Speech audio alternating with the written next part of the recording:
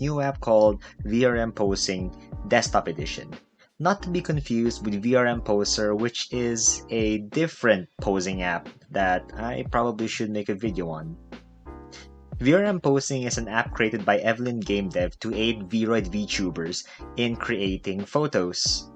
From other apps that I have used and seen, this seems to be the simplest, and that's not a bad thing. As I am a simple-minded individual, this is so much more simple for me to understand compared to something like VUp, which I have tried to use but have had some difficulty when starting out, of course. So to start off, you're gonna want to download it. It is currently for sale until March 7 for 250 yen or roughly $2.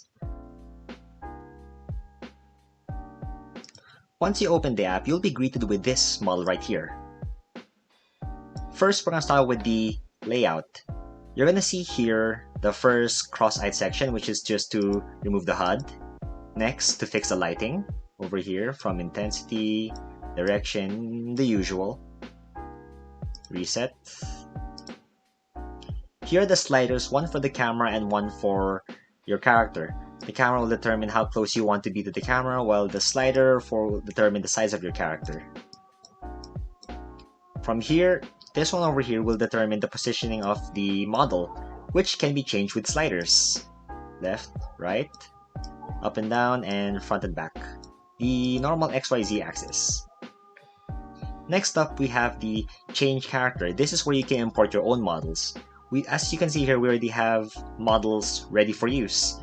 I'm going to import my model next. You first have to click this and select the file with your model in it.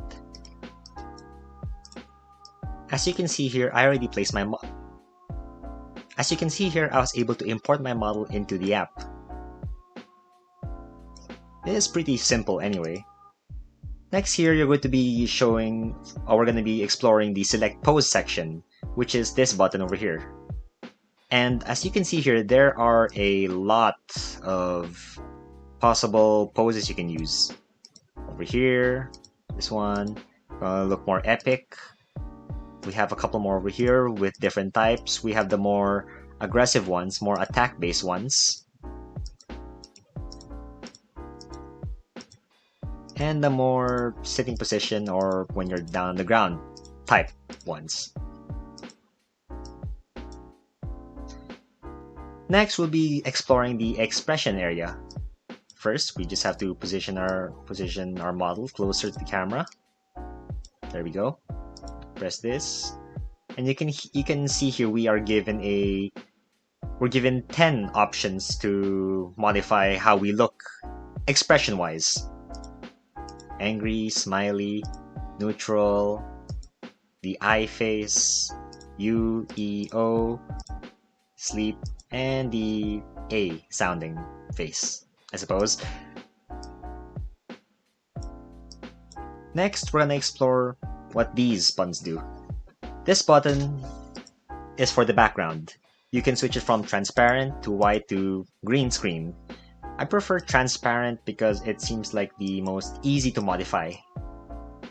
Next, we have the gear button, which is a settings that converts things from English to Japanese and your resolution. Next is the screenshot mode, and this is how you export an image. You just press this button and select the folder you want to use.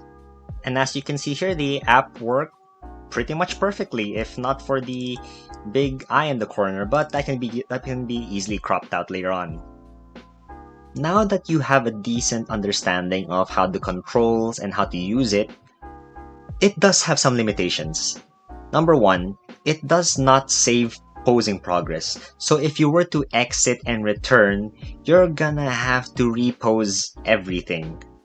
Number two, this app is strictly a poser, so you won't be getting simple features such as props.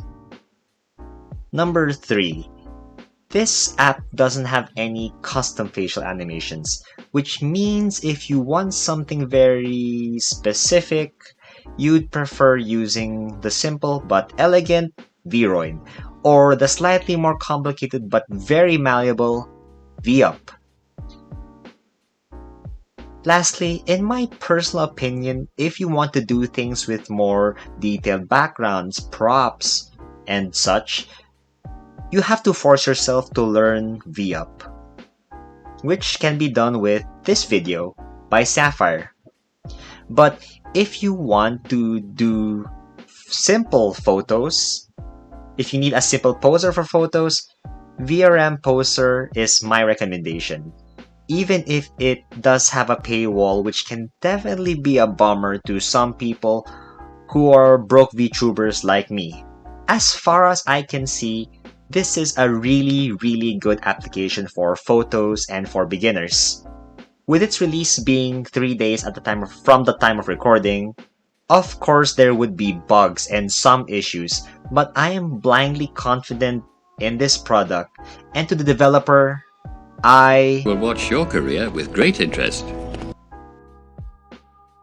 After recording that part of the video, I actually contacted the developer of the app, and they responded by showing me what the upcoming features are.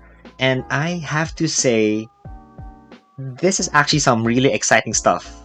This is what they sent me and what the future features would be like. As you can see, there's a lot of the things that I actually said were my concerns earlier, from the picture background, the quality is great, that's nice.